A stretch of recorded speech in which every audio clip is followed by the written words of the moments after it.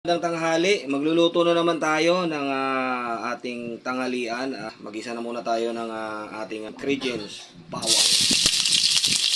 Ayan mga kalodi. Sibuyas. Kalodi.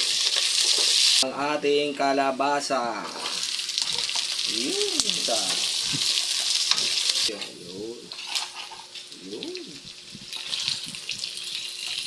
Gata. Yun, para masarap. Sitaw.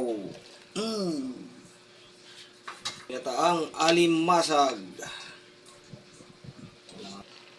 Mga kalodi, ito na. Ilalagay na natin po itong last na gata natin. Unang gata ay itong ilalagay natin ngayon mga kalodi sa ating ginataang. Yun ang masarap po.